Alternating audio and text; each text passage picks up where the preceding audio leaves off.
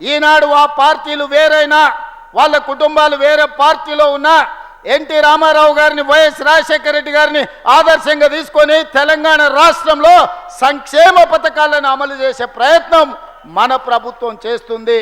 అది అమలు చేయడానికి నా సహచర మంత్రివర్గ మిత్రులు అందరూ ఇవాళ మనకు సహకరిస్తున్నారు. మిత్రులారా, 2 సంవత్సరాలు పూర్తి చేసుకున్నాం. ఈ మధ్యలోనే 5 సంవత్సరాల కోసం ఎన్నికైన ప్రభుత్వాన్ని మొదటి సంవత్సరం పూర్తిగాక ముందు నుంచే ఒక పక్కన శుక్రాచార్యుడు, ఇంకొక పక్కన మారీచుడు, సుబాహుడు బయలుదేరినరు మీరు దిగాల్సిందే అని. శుక్రాచార్యుడి గురించి, మారీచుడి గురించి నాకంటే రామాయణం తెలిసిన మీకే ఎక్కువ తెలుసు.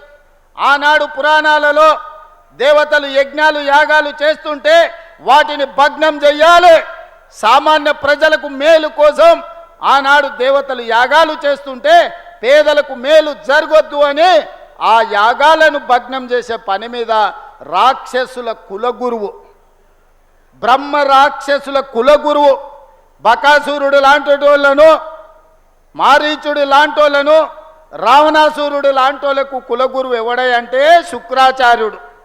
భూ బకాసురులకు, ఈరోజు భూ కబ్జాదారులకు, ఈరోజు హత్యలు చేసేటోళ్లకు, ఆక్రమించుకునేటోళ్లకు అధికారాన్ని అడ్డం పెట్టుకొని తెలంగాణ రాష్ట్రాన్ని దోసుకునేటోళ్ళకు కూడా ఒక శుక్రాచార్యుడు రాక్షస కులగురువు ఉన్నాడు.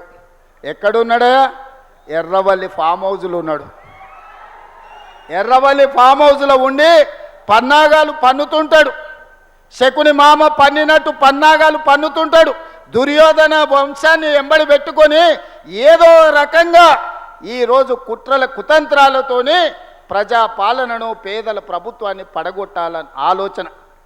శుక్రాచార్యుడేమో ఫామ్ హౌస్కి పోయిండు, మారుచుడు సుబాహుడేమో బావా బామ్మార్దుల ముసుగులో అసెంబ్లీ లోపలికి వస్తుండ్రు. ఇవాళ మారీచుడు మీకు తెలుసు, మారీచుడే మాయ జింక రూపంలో సీతను ఎత్తుకపోవడానికి రావణాసురుడికి సహకరిస్తే చివరికి మారీచుడి సావు రాముడి చేతిలోనే తప్పలేదు. అట్లనే ఈనాడు ఈ ప్రభుత్వాన్ని బట్టగాల్చి మీదెయ్యాలి, ఈ ప్రభుత్వాన్ని బదనాము చెయ్యాలి అని అడ్డగోలుగా ప్రచారాలు ఈరోజు చేసే ప్రయత్నము మారీచుడు సుబాహుడు చేస్తున్నారు. ఆనాడు మాయలేడి రూపంలో వస్తే ఈనాడు సోషల్ మీడియా రూపంలో వస్తున్నారు. లేని అవాకులు చవాకులకు మంత్రముల మీద ఈరోజు ప్రచారాలు చేస్తున్నారు, ప్రత్యక్షంగా పరోక్షంగా. ఈనాడు టెండర్ల గురించి కొన్ని పత్రికలు రాస్తున్నాయి. సింగరేణిలో కొంత కుంభకోణం జరిగింది, బొగ్గంతా మాయమైందని.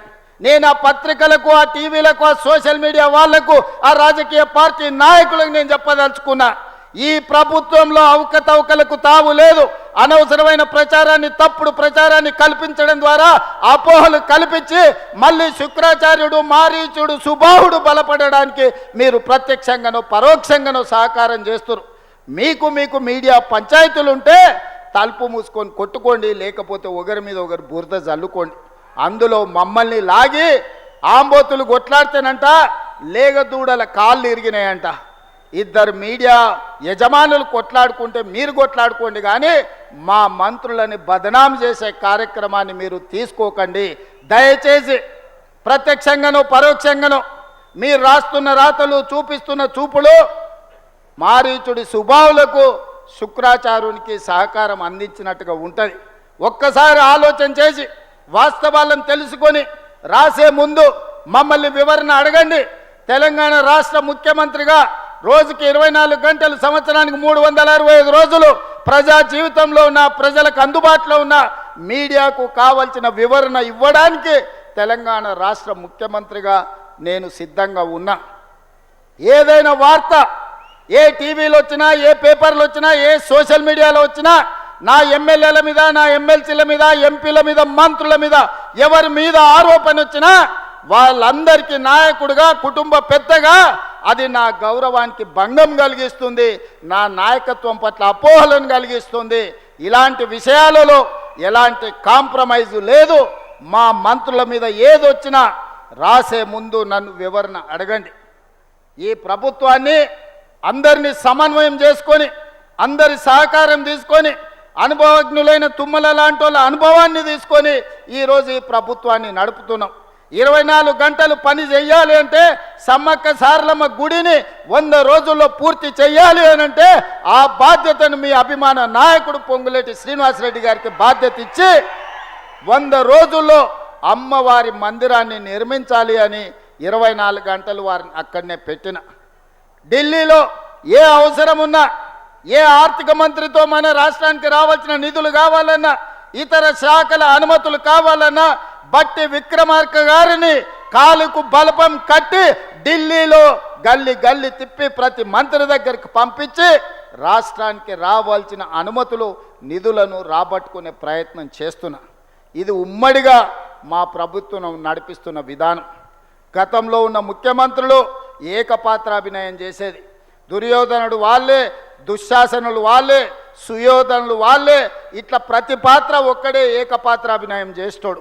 మా దగ్గర అట్లా కాదు. అందరం సమన్వయం చేసుకొని ఎవరు బాధ్యతలు వాళ్ళు, ఎవరికి ఉన్న అనుభవాన్ని ఇంకొకరితో పంచుకొని సమన్వయంతో ఈ ప్రభుత్వాన్ని నడుపుతున్నాం. 2 సంవత్సరాలల్లా ఎలాంటి అవకతవకలకు కానీ ఎలాంటి తప్పులకు కానీ అవకాశం ఇవ్వలేదు. ఈనాడు కూడా సింగరేణిలో జరుగుతున్న కోల్ మైనింగ్ టెండర్ విషయంలో ప్రభుత్వం స్పష్టంగా నికార్సుగా నిజమైన అనుభవం ఉన్న వాళ్ళకే ఇస్తుంది తప్ప అనా పైసా అవినీతికి అవకాశం ఇవ్వము. దయచేసి నా సహచర మంత్రుల మీద వార్తలు రాసే ముందు నాతో వివరణ తీసుకోవాల్సిందిగా నేను పెద్దలకు విజ్ఞప్తి చేస్తున్నా. మిత్రులారా, ఈనాడు ఖమ్మం జిల్లా ప్రజలు తెలివైనోళ్ళు. ఖమ్మం జిల్లా ప్రజలు పోరాటానికి ప్రతిరూపం. 2014లో మీరు గుర్తించరు, బీఆర్ఎస్కి ఒకటే సీట్ ఇచ్చారు. 2018లో గుర్తించారు, బీఆర్ఎస్కి ఒకటే సీట్ ఇచ్చారు. 2023లో గుర్తించారు, ఒకటే సీట్ ఇచ్చారు.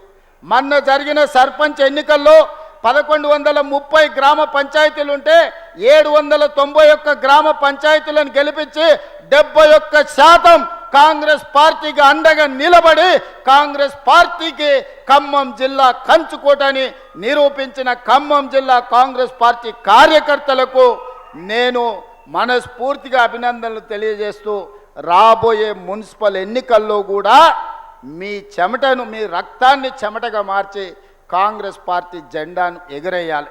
చిన్న చిన్న విషయాలు ఏమున్నా అంతర్గత సమావేశాలలో మాట్లాడుకోవాలి. పార్టీకి అవసరమైన సూచనలు, సలహాలు ఇవ్వాలి. పార్టీ ఒక నిర్ణయం తీసుకొని జిల్లా పార్టీ అధ్యక్షులు, రాష్ట్ర పార్టీ అధ్యక్షుడు